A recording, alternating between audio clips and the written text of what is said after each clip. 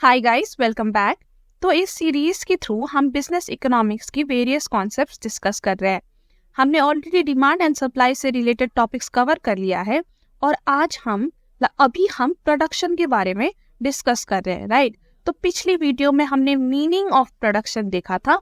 आज हम स्टडी करेंगे द फैक्टर्स ऑफ प्रोडक्शन। देखिए, फैक्टर्स आर बेसिकली इनपुट्स जो आप प्रोडक्शन प्रोसेस में यूज करते हो, ठीक है। कोई भी छोटी सी छोटी चीज बनाने के लिए भी आपको इनपुट की जरूरत होती है। Input can include your raw material, labour, plant and machinery, right. तो ये सारे चीजें जो आपको प्रोडक्शन करने में चाहिए होता है, हेल्प करती है, उसे हम फैक्टर्स ऑफ प्रोडक्शन कहते हैं। नाउ डिपेंडिंग अपॉन आप क्या बना रहे हो, so depending upon your output, जो आपकी फैक्टर्स ऑफ प्रोडक्शन है वो अलग अलग हो सकती है। They can very, right. लेकिन इकोनॉमिक्स में हमने फॉर ईज ऑफ स्टडी सारे फैक्टर्स ऑफ प्रोडक्शन को 4 भाग में डिवीजन कर लिया है, ठीक है। So they are your land, labour, capital and entrepreneurship. So these are your 4 factors of production in economics. सारे इनपुट्स को हमने इन चारों फैक्टर्स में डिवाइड कर लिया है। तो आज हम इन्हीं फैक्टर्स के एक एक करके इनकी कैरेक्टरिस्टिक्स देखेंगे। So let's start with land, which I think is the easiest factor of production. तो चलिए स्टार्ट करते हैं। Now generally जब हम land कहते हैं आम भाषा में, तो हम इसका मीनिंग समझते हैं जमीन, राइट। जमीन को हम land कहते हैं।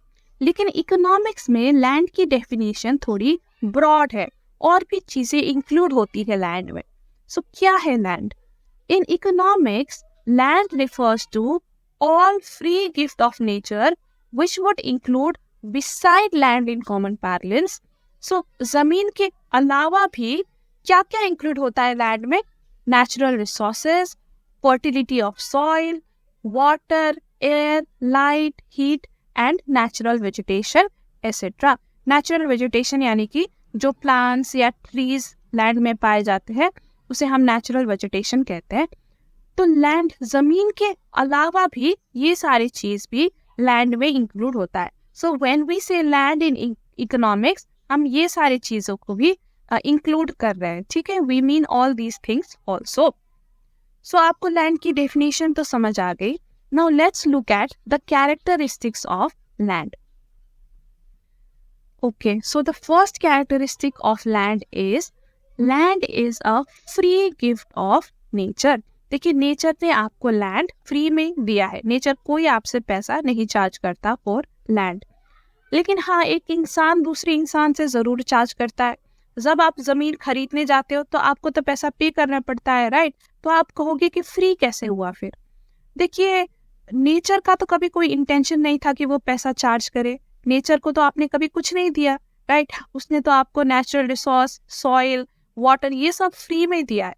लेकिन क्या हुआ ना कि जब कैपिटलिज्म आया तो इंसान ने लैंड को डिवाइड कर दिया, राइट। लैंड के टुकड़े कर दिए, ये तेरी जमीन, ये मेरी जमीन, ये मेरी जमीन, ऐसे करके लैंड आप ओन करने लग गए लैंड, ठीक है। तो जब कोई इंसान लैंड ओन करने लग गया, वो लैंड ओनर हो गया। तो अब लैंड ओनर से अगर आप लैंड खरीदोगे तो ओनर को आप पैसा देते हो, नेचर को तो आप स्टिल कोई पैसा नहीं देते, राइट। तो इंसान ने एक दूसरे में वो पैसे लेने लग गए। लेकिन जो नेचर है, ये नेचर ने तो आपको फ्री में ही दिया है। आप इमेजिन करिए, जो फर्स्ट ह्यूमन बींग्स अर्थ में आए होंगे, क्या उन्होंने कभी पैसे दिया होगा लैंड यूज करने के लिए? उन्होंने तो फ्री में ही यूज किया है ना। So that is why we say land is free gift of nature. Now second characteristic says that supply of land is fixed, यानी कि लैंड की जो क्वांटिटी, अमाउंट है वो फिक्स्ड है। फॉर इंस्टेंस, देखिए, मैं आपको एक जीके की बात बता देती हूँ। अर्थ में ना टोटल लैंड जो है that is 148.94 million square kilometre, ठीक है। टोटल में इतनी जमीन है अर्थ में ना। ये जो मेजरमेंट है ये तो हमेशा फिक्स्ड रहेगा, ठीक है। अर्थ में तो हमेशा इतनी ही जमीन रहेगी, राइट। सो इसलिए हम कहते हैं कि लैंड की सप्लाई फिक्स्ड है। तो क्या हम कह सकते हैं कि लैंड की सप्लाई इनइलास्टिक है, यानी कि ये कभी चेंज नहीं होती, 148.94 मिलियन स्क्वायर किलोमीटर ही रहेगा? अब ये तो थी पूरी इकोनॉमी की बात, ठीक है, जो ग्लोबल इकोनॉमी है उसमें लैंड फिक्स रहती है, अर्थ में फिक्स रहती है। लेकिन अगर आप एक इंडिविजुअल की पर्सपेक्टिव से सोचोगे, ठीक है, एक इंडिविजुअल के लिए, इंडिविजुअल इंसान के लिए या फिर एक इंडिविजुअल फॉर्म के लिए, क्या इनके लिए सप्लाई ऑफ लैंड फिक्स्ड है? नहीं, इनके लिए फिक्स नहीं है। देखिए, सपोज आज आपके पास 1 एकड़ लैंड है, ठीक है, कल आपके पास बहुत सारे पैसा आ गया तो आपने कहा कि मैं 2 एकड़ लैंड और खरीदूंगा, तो अब आपका टोटल 3 एकर्स लैंड हो गया, राइट। तो आपके लिए तो सप्लाई ऑफ लैंड जो है वो फिक्स नहीं है, वो इलास्टिक है, यानी कि चेंज हो सकता है। जब आपके पास पैसा हो, जब मन हो, आप लैंड की अपनी जो सप्लाई है वो इंक्रीज कर सकते हो, राइट। तो देखिए, जो फिक्स्ड है ना, हम ये पूरी ग्लोबल इकोनॉमी या पूरी अर्थ की इकोनॉमी को अगर हम ले रहे हैं तो उस हिसाब से हम कह रहे हैं कि supply of land is fix. लेकिन एक इंडिविजुअल के लिए, आपके लिए, मेरे लिए फिक्स नहीं है। हम जाके कल जमीन खरीद सकते हैं और जो अपनी हमारी जो जमीन है, हमारी ओनरशिप जो लैंड की है, हम उसे इंक्रीज कर सकते हैं, ठीक है, पर्सनल प्रॉपर्टी हम इंक्रीज कर सकते हैं। लेकिन ओवरऑल जो सप्लाई है दुनिया में वो फिक्स्ड है। Third characteristics, land is permanent and has indestructible power. देखिए, परमानेंट तो है लैंड। अब आज जिस जमीन पे आप रह रहे हो, हजारों साल पहले उस जमीन पे कोई और रह रहा होगा, राइट। कोई और सिविलाइजेशन होगी वहां पे, शायद हड़प्पन सिविलाइजेशन होगी, शायद इंडस वैली सिविलाइजेशन होगी। देखिए, सिविलाइजेशन आए और चले गए, लोग आए और चले गए, लेकिन लैंड रह गया। तो लैंड परमानेंट है। आज आप हो, कल कोई और रहेगा, लेकिन लैंड तो रहेगा, ठीक है। And land has indestructible power. अब आप कहोगे कि मैं लैंड में बॉम्ब फोड़ दूं, लैंड में अगर नेचुरल कैलामिटी हो गया, जैसे कि वोल्केनो आ गया, तो क्या लैंड डिस्ट्रॉय नहीं होगा? देखिए, इन सब चीजों से लैंड डैमेज होता है, ठीक है। उसकी क्वालिटी खराब हो सकती है, उसकी फर्टिलिटी पे असर हो सकती है, लेकिन लैंड कभी भी टोटली इरेज नहीं हो जाता मैप से, वो टोटली गायब नहीं हो जाता, ठीक है। तो इसलिए हम कहते हैं कि इनडिस्ट्रक्टिबल पावर है लैंड। अब जो इसकी क्वालिटी खराब होगी because of bombing, fire, human activity, pollution, ये सब चीजों की वजह से जो क्वालिटी खराब हुई है ना, वो रिकवर हो सकता है। अगर आप एफर्ट लगाओगे रिकवर करने की तो रिकवर भी हो सकती है, राइट। अब नेचुरल कैलामिटी जैसे वोल्केनो, फ्लड एंड अर्थक्वेक, ये सब भी लैंड को डिस्ट्रॉय करती है, लेकिन कंप्लीटली लैंड को इरेज नहीं करती, ठीक है। अगेन कुछ टाइम के बाद आप लैंड की जो ओरिजिनल क्वालिटीज है वो रिकवर कर सकते। सो दैट्स व्हाई वी से कि land has indestructible power. Now the fourth characteristic says that the land is a passive factor. यानी कि देखिए, लैंड अकेले कोई प्रोडक्शन नहीं करता। लैंड में प्रोडक्शन करने के लिए आपको एफर्ट लगानी पड़ती है, राइट। तो तभी जाके कुछ प्रोडक्शन होता है। तो सिर्फ लैंड होने से ही प्रोडक्शन नहीं होता। लैंड एक पैसिव फैक्टर है, ठीक है। इसमें अगर आप एफर्ट लगाओगे, एक्टिवली इन्वॉल्व होगे, तभी जाके कुछ प्रोडक्शन होगा। Now fifth characteristic says that land is immobile, यानी कि आप एक जगह से दूसरी जगह पे ट्रांसफर नहीं कर सकते लैंड को, ठीक है। अब आपकी जमीन, इंडिया में आपकी जमीन है, राइट, 1 एकड़ लैंड है आपके पास। अब कल जाके आप यूएसए में शिफ्ट हो रहे, तो क्या आप कह सकते हो कि जो मेरी 1 एकड़ लैंड है इंडिया की, मैं उसे यूएसए ले जाऊंगा? It is not possible, right. Land तो जहाँ है वही ही रहेगा। तो इसलिए हम कहते हैं कि land is immobile. Now number 6, land has multiple uses. Land आप वेरियस पर्पस के लिए यूज कर सकते हो। आप एग्रीकल्चर के लिए यूज कर सकते हो, आप वहाँ पे कंस्ट्रक्शन कर सकते हो, बिल्डिंग बना सकते हो, रेसिडेंशियल पर्पस के लिए घर बना सकते हो, राइट। या फिर आप प्लेग्राउंड बना सकते हो, क्रिकेट स्टेडियम बना सकते हो, स्विमिंग पूल बना सकते हो। तो कितना कुछ आप कर सकते हो, पार्क बना सकते हो, राइट। जो आपकी conservation, wild life conservation area है वो बना सकते हो। सो लैंड की मल्टीपल यूज है। अब ना जो लैंड जिसके लिए सूटेबल है, उसी चीज के लिए आपको वो लैंड को यूज करना पड़ता है। Now number 7, seventh characteristic says that land is heterogeneous. Heterogeneous मतलब different। देखिए, no two pieces of land are same। Her land अलग अलग होती है। पहले तो हो सकती है उसकी टोपोग्राफी अलग हो। टोपोग्राफी यानी कि देखिए, जो पहाड़ की जमीन है वो अलग होती है, राइट, वो थोड़ी सी उनमें स्लोप होती है, स्लैंटिंग होती है वो जमीन। जो प्लेन एरिया में है वहाँ पे आपको फ्लैट जमीन मिलेगा। तो टोपोग्राफी डिफरेंट हो गई। फिर उनकी प्रॉपर्टीज डिफरेंट हो सकती है, उनकी फर्टिलिटी डिफरेंट हो सकती है। कोई लैंड बहुत ही फर्टाइल होता है तो वो एग्रीकल्चर के लिए बहुत काम आता है ना। कहीं पे बहुत ही ड्राई एंड बैरन लैंड होती है तो वो एग्रीकल्चर के लिए आप उसे नहीं यूज कर सकते, लेकिन उसमें आप बिल्डिंग बना सकते हो, कंस्ट्रक्शन एक्टिविटीज कर सकते हो। तो जिस तरह की लैंड है उसी तरह से आप यूज करोगे। नाउ अगेन नेचुरल वेजिटेशन भी फर्क होती है, फर्क लैंड में फर्क तरीके की वेजिटेशन होती है, राइट। और अगर लैंड वाटर के पास हो तो वो रिच होता है, उसके रिच सॉइल होता है। फिर वो लैंड में कितनी लाइट आती है या राइट हीट कितनी आती है, तो ये सब चीजें भी लैंड को फर्क बनाती है।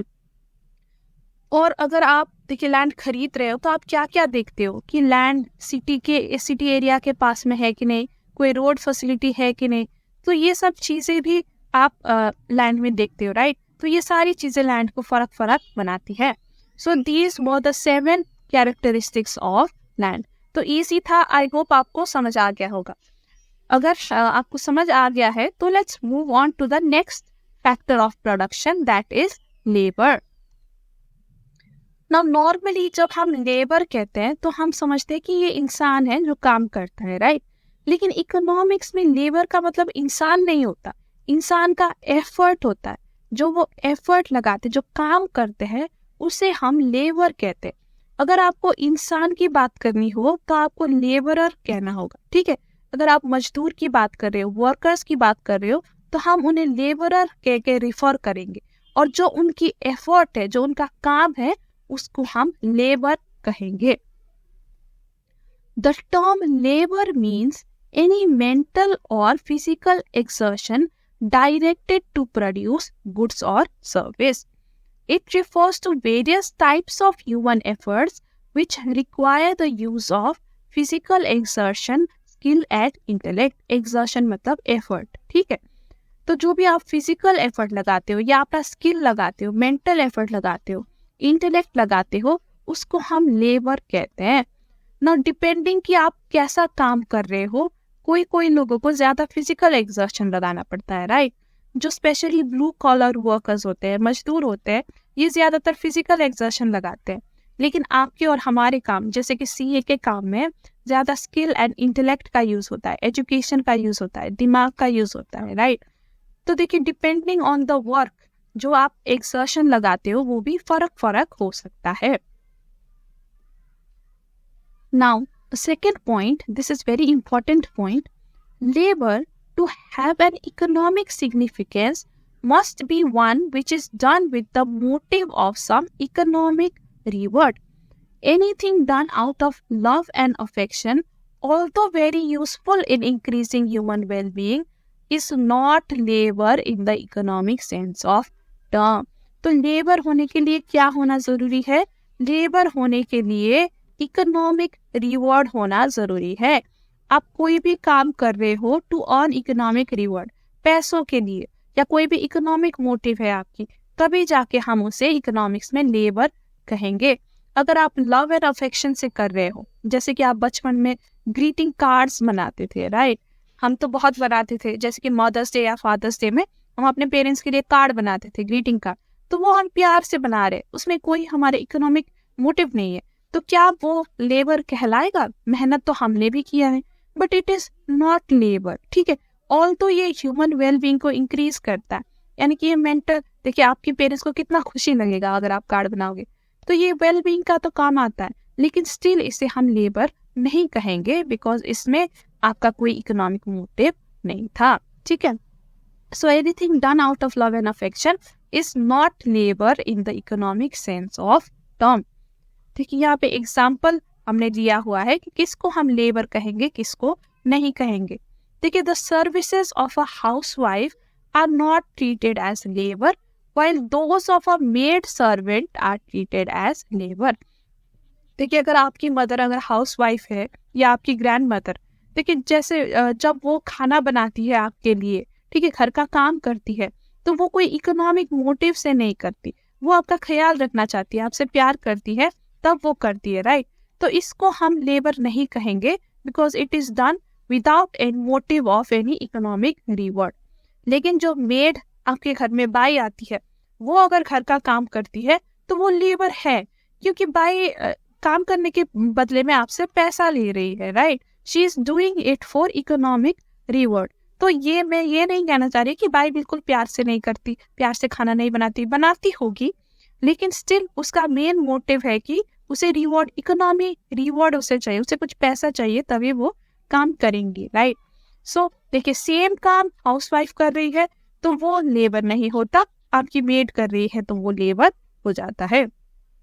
Again another example, if a person sings just for the sake of pleasure, सिर्फ प्लेजर के लिए अगर कोई गाना गा रहा है तो despite the exertion involved in it, उसे हम लेबर नहीं कहेंगे। आप अंताक्षरी खेलो अपने दोस्तों के साथ, वो लेबर नहीं है, वो आप फन के लिए करें। लेकिन अगर प्रोफेशनल सिंगर कोई गा रहा है पैसों के लिए तो वो लेबर होता है। जैसे कि अगर श्रेया घोषाल गाती है कोई फिल्म के लिए, प्लेबैक सिंगिंग करती है, तो उसका वो फीस चार्ज करती है, राइट, तो वो लेबर में काउंट होता है। आपको मेनली देखना है कि इकोनॉमिक कोई रिवॉर्ड है कि नहीं उस काम में, है तो वो लेबर है, नहीं है तो लेबर नहीं है। सो आपको समझ आ गया लेबर क्या है। Now let's move on to understand the characteristics of labour. So characteristics of labour. Now the first characteristic is human effort. देखिए, लेबर जो है it is directly connected with human effort. इंसान जो एक्सर्शन लगाता है, effort लगाता है, उसी को हमने लेबर कहा था, right. Now since labour is so directly connected with human effort, तो यहाँ पे सर्टन ह्यूमन कंसिडरेशंस आते हैं लेबर में, जो प्रोड्यूसर को ध्यान रखना चाहिए। देखिए, there are certain human and psychological considerations which may come up unlike in the case of other factors। तो क्या क्या कंसिडरेशंस? देखिए, फेयर ट्रीटमेंट की बात, आप जहाँ पे काम कर रहे हो वहाँ पे फेयर ट्रीटमेंट होना चाहिए, फेवरेबल वर्क इन्वायरमेंट होना चाहिए, ठीक है। तो इस तरह के साइकोलॉजिकल कंसिडरेशंस सामने आते हैं when we talk about labour, और प्रोड्यूसर को ये कंसिडरेशंस के साथ डील करना पड़ता है। So this is your first characteristics. Now let's look at the second characteristic, which says that labor is perishable. Perishable यानी कि खत्म हो जाना। देखिए, perishable इस सेंस में हम कह रहे हैं कि लेबर हम स्टोर करके नहीं रख सकते, ठीक है। अगर आपका 8 घंटे का शिफ्ट है रोज का, तो आपको रोज 8 घंटे काम करना है, ठीक है। आप ऐसा नहीं कि 5 दिन का काम एक दिन स्टोर करके रख दोगे और 5 दिन आप चिल करोगे, 4 दिन आप चिल करोगे, तो ऐसा नहीं होता, ठीक है। हर दिन का काम हर दिन आपको करना पड़ता है, आज का आज, कल का कल। और अगर आप किसी दिन बीमार हो गए तो वो दिन का काम आपका वेस्ट हो गया, राइट। अब आप अगले दिन आप 16 घंटे काम करके तो रिकवर नहीं कर सकते ना। तो इस सेंस में कि लेबर को स्टोर नहीं किया जा सकता, इसलिए हम इसे पेरिशेबल कहते हैं। Labour is an active factor. देखिए, लैंड के केस में हमने कहा था कि लैंड पैसिव फैक्टर है, राइट, लेकिन जो लेबर है ये एक्टिव एफर्ट से लेबर जनरेट होता है, राइट। आप ह्यूमन बींग्स एफर्ट लगाते हो, एक्सर्शन लगाते हो, तभी तो लेबर होता है, तो इसलिए हम इसको एक्टिव फैक्टर कहते हैं। Now fourth characteristic says that labour is inseparable from labourer. देखिए, एक इंसान और उसका एफर्ट ये साथ साथ में आते हैं। अगर आपको लेबर एफर्ट लगाना है तो आपको फिजिकली प्रेजेंट होना पड़ेगा, राइट। जब आप फिजिकली प्रेजेंट होंगे वर्क प्लेस में, तब जाके आप अपना एफर्ट लगा सकते हो। तो आपका बॉस ऐसा नहीं कह सकता कि मैं सारा लेबर तुझसे एक्सट्रैक्ट कर लूंगा और तू चला जा, निकल जा ऑफिस से। ऐसा तो नहीं हो सकता ना। आप एक्सट्रैक्ट करके स्टोर करके नहीं रख सकते, आपको फिजिकली एफर्ट एक्सर्शन लगाना पड़ेगा, राइट, तभी जाके आप कुछ प्रोडक्शन कर पाओगे। तो लेबर इनसेपरेबल है, इसे किसी इंसान से आप खींच के अलग नहीं कर सकते लेबर को। जब इंसान फिजिकली प्रेजेंट होगा तभी वो लेबर करेगा। Now fifth characteristic says labour power differs from labourer to labourer. तो हाँ, कौन कितना काम करता है, कैसे क्वालिटी काम करता है, तो वो डिपेंड करता है फ्रॉम पर्सन टू पर्सन। उसके एजुकेशन में फर्क पड़ता है, राइट, उसके स्किल, उसका एक्सपीरियंस क्या है। तो ये सब चीजें अलग अलग लेबरर्स को अलग अलग बनाती हैं ना। किसी लेबरर्स के पास देखो विल भी बहुत होता है किसी इंसान के पास, ठीक है, वो चाहता है कि हार्ड वर्क करे, ज्यादा कमाए, उनके पास इंसेंटिव होता है। अब इंसेंटिव पैसा भी हो सकता है, वो सैलरी के लिए, ज्यादा सैलरी इंक्रीज करने के लिए ज्यादा काम करते हो, या फिर वो अपने पेरेंट्स, अपनी फैमिली के ख्याल रखना चाहते हो तो वो ज्यादा काम करते हैं। और कोई लोग के पास ऐसा इंसेंटिव, ऐसा मोटिवेशन नहीं होता तो वो कम काम करते। तो labour power differs from person to person. All labor may not be productive. So this is the sixth characteristic. ठीक है, आप exertion तो लगाते हो, आप effort लगाते हो, लेकिन जरूरी नहीं है कि सारी effort रंग लाए। कुछ effort रंग नहीं लगाती, वो productive नहीं होती। ठीक, जैसे कि देखिए आप साइंस की अगर हम बात करें, केमिस्ट्री की, तो देखिए लैब में कितने सारे एक्सपेरिमेंट्स होते हैं केमिकल के साथ, राइट। तो सारे एक्सपेरिमेंट क्या सक्सेसफुल होते हैं? नहीं होते, कुछ एक्सपेरिमेंट्स फेल हो जाते हैं। तो इसका ये मतलब नहीं कि वहां पे एक्सर्शन नहीं लगा, एफर्ट नहीं लगा। एफर्ट तो हर जगह लगी है, राइट, लेकिन कुछ एफर्ट रंग नहीं लेके आती। सिमिलरली अगर आप चंद्रयान का भी एग्जाम्पल ले लो, रिसेंटली जो इंडिया ने मून में भेजा था, राइट, चंद्रयान। तो जब हमने देखिए जब हमने चंद्रयान 2 लॉन्च किया था मून में, तो क्या वो मून में लैंड हो पाया था? नहीं हो पाया था, राइट। तो इसका ये मतलब नहीं कि हमारे साइंटिस्ट ने एफर्ट नहीं लगाए, उन्होंने लगाया, पर कभी कभार सक्सेसफुल नहीं होता, प्रोडक्टिव नहीं होता। फिर उन्होंने सेकेंड टाइम जब लॉन्च किया तो वो मून में लैंड कर गया, राइट। तो देखिए नेसेसरी नहीं है कि आप एक्सर्शन लगाओ तो वो प्रोडक्टिव ही हो, कभी कभार वो प्रोडक्टिव नहीं होता। Number 7 says labour has poor bargaining power. देखिए बार्गेनिंग पावर, ये कह रहे point in comparison to employer. ये पॉइंट कहना चाह रहा है कि एम्प्लॉयर के पास अपर हैंड होता है, वो लेबर से काम करा सकते हैं for how many hours he like and for what wage he likes. ये जो है ये एम्प्लॉयर के पास ये पावर होता है। लेकिन देखिए आज के ज़माने में आप इतना ये नहीं कह सकते कि बहुत ही पुअर बार्गेनिंग पावर है। अब ज़माना बदल गया है, राइट। अब एम्प्लॉयर आपको एक्सप्लॉइट नहीं कर सकते आजकल एम्प्लॉयर लेबर को, राइट। आवर्स भी डिफाइंड होते हैं, वेज भी लाइक आपको मिनिमम वेज देना पड़ता है, तो आप डिस्क्रिमिनेट नहीं कर सकते, एक्सप्लॉइट नहीं कर सकते। तो ये चीज़ों के बारे में बहुत अवेयरनेस आया है आज के ज़माने में। लेकिन पहले के ज़माने में एम्प्लॉयर्स कर सकते थे एक्सप्लॉइट, उनके पास अपर हैंड होता था, और बेचारे जो लेबरर्स हैं उनके पास ज़्यादा पावर ही नहीं होता था बार्गेन करने का। अगर उन्हें वेज चाहिए तो उन्हें एम्प्लॉयर के टर्म्स एंड कंडीशंस के हिसाब से काम करना पड़ता था, ठीक है। तो इसलिए हम कहते हैं कि labour has poor bargaining power but a lot has changed in recent years. आजकल लेबरर्स के पास भी बार्गेनिंग पावर होता है, वो भी यूनियन बना के बैठ जाते हैं, राइट।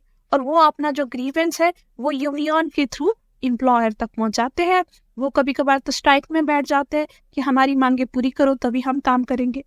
सो आजकल थोड़ा बेटर हो गया है सिचुएशन, बट स्टिल आप देखोगे स्टिल एम्प्लॉयर से सब डरते हैं, राइट। अब आप भी जब आप काम करोगे तो आप भी शायद अपने बॉस से थोड़ा डर के रहोगे, तो बॉस ही होता है, देखो।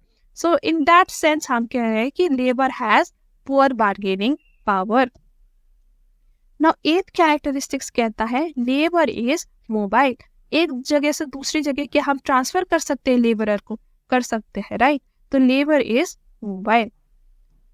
Now 9th point says there is no rapid adjustment of supply of labour to the demand for it. जब भी लेबर की डिमांड इंक्रीज हो जाती है ना, तो हम रैपिडली लेबर की सप्लाई नहीं कर पाते, चाहते हुए भी नहीं कर पाते।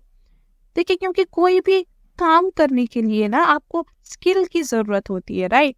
तो राइट स्किल वाले लेबर्स आपको फटाफट से मिल जाए जरूरी भी नहीं है।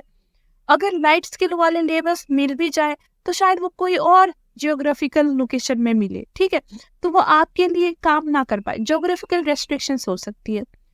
और अगर आपको आपके ही शहर में भी मिल गई तो हो सकता है कि वो कहीं और कोई और ऑफिस में वर्किंग हो, ठीक है।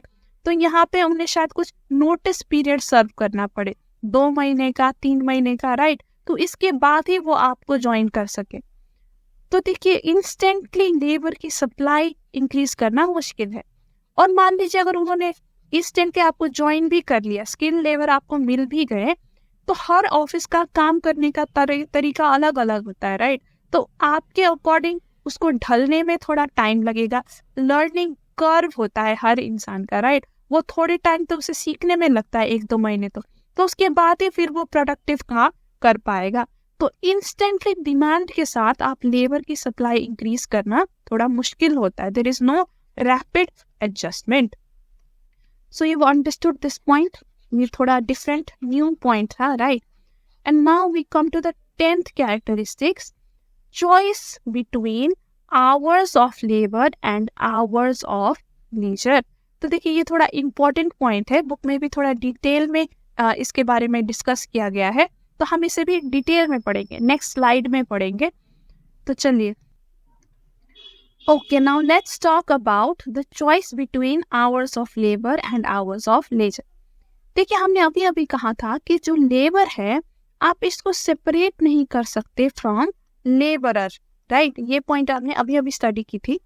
तो लेबरर जो है वो आखिर में एक इंसान ही है, राइट?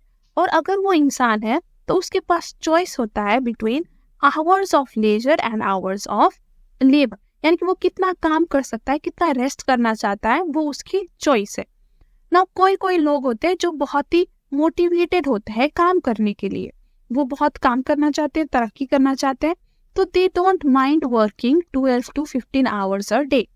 जैसे कि अभी अभी नारायण मूर्ति ने भी कहा था कि इंडियंस को 15 घंटे काम करना चाहिए, देश बनाना चाहिए। लेकिन जरूरी नहीं है कि सब लोग उनके साथ सहमत हो, ठीक है? कोई कोई लोग जो है वो लेजर टाइम को भी वैल्यू करते हैं, वो वर्क लाइफ बैलेंस मेंटेन करना चाहते हैं, फैमिली को भी टाइम देना चाहते हैं, तो वो दिन में 8 घंटे ही काम करना चाहते हैं, बाकी टाइम उनको लेजर के लिए चाहिए होता है, ठीक है? तो ये चॉइस है, आप कितना हार्ड वर्क करना चाहते हो या फिर बैलेंस्ड वर्क करना चाहते हो, ये एक इंसान की पर्सनल चॉइस होती है, ठीक है? A labor can make a choice between the hours of labor and the hours of leisure.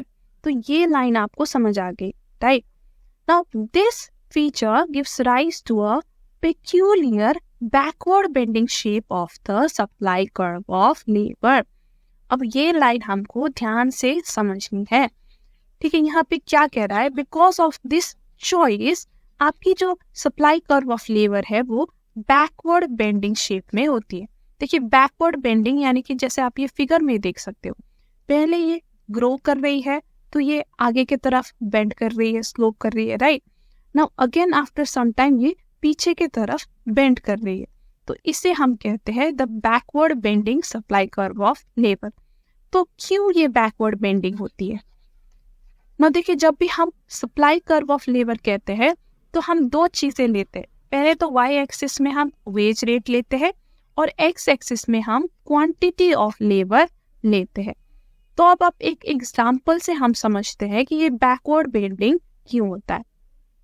Suppose मैं आपकी एम्प्लॉयर हूँ, ठीक है? और मैं आपसे दिन में 8 घंटे काम कराती हूँ अभी, और मैं आपको 100 रुपीज पर आवर देती हूँ, यानी कि आपका दिन में हो गया 800 रुपया, ठीक है? अब ये फर्स्ट सिचुएशन है, मान लीजिए ना, अगर मैं आपसे कहूँ कि मैं आपकी जो वेज रेट है इंक्रीज कर दूंगी टू 200, लेकिन आपको मेरे लिए 10 घंटा काम करना पड़ेगा, तो विल यू अग्री? देखिए ज्यादा चांसेस है कि आप अग्री करो इस केस में, क्योंकि देखिए आवर्स आपको सिर्फ 2 घंटे एक्स्ट्रा करने हैं लेकिन पैसे आपके डबल हो रहे हैं, राइट? तो यहाँ पे आपको दिन में मिल रहा है 2000 रुपये, which is a huge increment from 800 rupees per day. तो अगर आप दिन में 2000 कमा पाए तो आप बहुत सारी चीजों के लिए इसे यूज कर सकते हो, आपकी बेसिक नीड, आपकी लग्जरी नीड सारी पूरी हो सकती है, राइट? तो इसलिए आप शायद happily you can increase your labour our. लेकिन मान लीजिए अब आपने मेरे साथ बहुत साल काम कर लिया, बहुत स्किल आपने डेवलप कर लिया, तो आज आप एक टैलेंटेड एम्प्लॉय हो और आपकी जो आवरली रेट है अब वो 1000 रुपए तक पहुंच चुकी है, ठीक है? नाउ इन दिस केस क्या होगा ना, अब आप बहुत ज्यादा घिस घिस के काम नहीं करना चाहोगे, अब आप सिर्फ क्वालिटी काम ही करना चाहोगे। थोड़े घंटे के लिए करेंगे, अच्छे काम करेंगे, बाकी टाइम आप रेस्ट करेंगे। जो आपने इतना पैसा कमाया है आप इसे स्पेंड भी करना चाहोगे, राइट, फैमिली के साथ टाइम स्पेंड करना चाहोगे। तो इन थर्ड सिचुएशन ज्यादा प्रोबेबिलिटी है कि आप अपनी वर्किंग आवर्स डिक्रीज करें। आप 6 घंटे ही काम करें तो भी आप दिन में 6,000 रुपए कमा सकते हैं, which is a big deal. एक दिन में 6,000 रुपए कमाना है, राइट। तो जब आप इस स्टेज में पहुंच जाओगे तो आप अपने वर्किंग आवर्स नहीं इंक्रीज करना चाहोगे, ठीक है। आप सोचोगे कि मैं थोड़ा सा काम करूंगा, क्वालिटी काम करूंगा, बाकी टाइम मैं पढ़ूंगा, मैं ऐसे चीज में इन्वेस्ट मतलब टाइम स्पेंड करूंगा जो मुझे लेजर दे या फिर मेरी स्किल बढ़ाए, ठीक है। तो देखिए आप यहाँ पे ये एग्जाम्पल में देखिए, आपने initially you are happy to increase your labour hour, तो ये बात दर्शाती है ये फॉरवर्ड बेंडिंग कर्व, ठीक है। जब आपका वेज रेट इंक्रीज हुआ तो आप वर्किंग आवर्स इंक्रीज करने के लिए तैयार थे इन सेकंड कंडीशन, राइट। लेकिन आफ्टर अ सर्टेन पॉइंट जब आपकी वेज रेट एक पॉइंट से इंक्रीज हो गई थी तो अब आप अपना लेबर आवर इंक्रीज नहीं करना चाहते, ठीक है। अब आप कम काम करना चाहते हो लेकिन क्वालिटी काम करना चाहते हो, so you have decreased your labour hour. तो इसलिए अगेन ये जो कर्व है ये पीछे के तरफ जा रही है, it shows decreasing labour our. So that's why देखिए जब आपकी एक पॉइंट से ज्यादा वेज हो जाती है ना, then you will decrease your labour hour. तो इसीलिए ये कर्व बैकवर्ड बेंडिंग है। So I hope you understood कि क्यों बैकवर्ड बेंडिंग है, because up to a certain point जब आपकी वेज इंक्रीज होती है you are willing to increase your labour, लेकिन एक पॉइंट के बाद जब इंक्रीज होती है so you will decrease your labour. तो ये आगे वाली bending part it shows increase and ये पीछे वाली backward bending part it shows decrease. So you understood the 10th characteristic I hope, ठीक है। सो आज के लिए इतना ही गाइस, ये इतना ही हमारे कैरेक्टरिस्टिक्स थे लेबर के लिए। तो आज हमने 2 फैक्टर्स पढ़ लिया, राइट। हमने पढ़ लिया लैंड एंड लेबर। तो अब 2 फैक्टर्स और हमारे रहते हैं, that is capital and entrepreneurship. ये 2 हम अगले सेपरेट वीडियोस में पढ़ेंगे क्योंकि वो काफी लंबे भी है और ज्यादा चीजें भी डिस्कस करनी पड़ेंगी, तो हम अलग से वीडियो बनाएंगे उसके लिए। Now before you go, I am very happy to announce कि हमने ऑनलाइन मॉक टेस्ट लॉन्च किया है फॉर CA फाउंडेशन पेपर 4, यानी आप घर बैठे बैठे ही मॉक टेस्ट दे सकते हैं। हमने 2 मॉक टेस्ट लॉन्च किया है। देखिए बिल्कुल ये इंस्टीट्यूट फॉर्मेट में है, आपको 100 चैलेंजिंग क्वेश्चंस दिया जाएगा जो आपको 2 घंटे में सॉल्व करने होंगे, ठीक है। तो टाइमर होगा ये टेस्ट में, तो आप एक बार आप टेस्ट ऑन कर लोगे तो आप टाइमर चलती रहेगी और आपको टाइम बताती रहेगी, तो 2 घंटे के अंदर आपको फिनिश करना होगा। एक बार आप फिनिश कर लोगे तो आपको तुरंत ही आपका स्कोर दिख जाएगा, ठीक है। Score also includes negative score, तो जैसा एग्जाम में आपको स्कोर दिया जाएगा वैसे ही हम भी देंगे। तो इससे क्या होगा कि आपको पता चलेगा कि आप कितनी स्कोर ले आने के अभी काबिल हो, आपकी प्रिपरेशन कितनी है, अभी किस लेवल पे है, तो आपको ये पता चल जाएगा। हमने जानबूझ के ही बहुत चैलेंजिंग क्वेश्चंस डाली है ताकि हम आपके डाउट क्लियर कर सके, ठीक है। देखिए मिस्टेक भी आप करो तो हम चाहते कि इसी टेस्ट में करो, और फिर हर क्वेश्चन के नीचे आपको एक्सप्लेनेशन दिया गया है डिटेल में, तो आपको पता चल जाएगा कि आपने क्यों मिस्टेक किया था और करेक्ट आंसर क्या है। तो ये सब हम आपको प्रोवाइड कर रहे हैं सिर्फ 100 रुपीज में। तो ये बहुत ही एक नॉमिनल फी है, आप अपने एग्जाम से पहले अपने कॉन्फिडेंस बूस्ट करने के लिए, ठीक है। टेस्ट का लिंक आपको डिस्क्रिप्शन में दिया गया है। आप हमारे टेलीग्राम चैनल भी ज्वाइन कर सकते हो, इसका लिंक भी डिस्क्रिप्शन में है।